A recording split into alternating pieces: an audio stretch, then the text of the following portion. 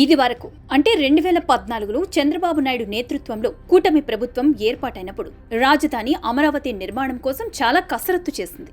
భూసేకరణ, కేంద్రం నుంచి అనుమతులు, ప్లానింగ్, డిజైనింగ్, అంతర్గత రోడ్ల నిర్మాణాలు వంటి అనేక క్లిష్టమైన పనులన్నీ పూర్తి చేసి అనేక భవనాలను కూడా నిర్మించింది.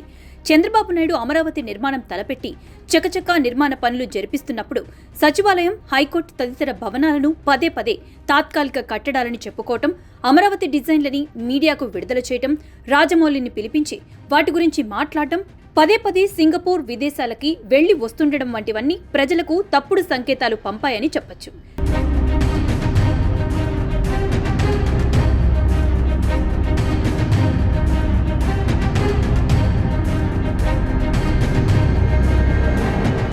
వాటన్నింటినీ వైసీపీ తనకు అనుకూలంగా మలుచుకుని చంద్రబాబు నాయుడు అమరావతి పేరుతో టీడీపీ నేతలందరూ భారీగా అవినీతికి పాల్పడ్డారని, ప్రజలను మభ్యపెట్టేందుకు చంద్రబాబు నాయుడు అమరావతి గ్రాఫిక్స్ చూపిస్తున్నారంటూ వైసీపీ చేసిన వాదనలు అమరావతి పాలిట శాపంగా మారాయి. ఆ తర్వాత టీడీపీ, బీజేపీలు విడిపోవడం, గొడవలతో ఒక్కసారిగా పరిస్థితులు తారుమారయ్యాయి. జగన్ ముఖ్యమంత్రి అయ్యారు. ఒకవేళ కూటమి ప్రభుత్వం మరో 5 ఏళ్లు అధికారంలో కొనసాగి ఉన్నా, లేదా జగన్ ఆ పనులను అంటే వేగంగా కొనసాగించి ఉన్నా ఈ పాటికి అమరావతికి రూపురేఖలు వచ్చుండేవి. కానీ జగన్ ఆ పనులను నిలిపివేయడమే కాకుండా అక్కడ రాజధాని నిర్మించకుండా అడ్డుకునేందుకు చేయకూడని పనులన్నీ చేసిపోయారు. కనుక అమరావతి పరిస్థితి మళ్లీ మొదటికొచ్చినట్లయింది. ఇప్పుడు చంద్రబాబు నాయుడు మళ్లీ అమరావతి నిర్మాణ పనులు వేగవంతం చేస్తున్నారు.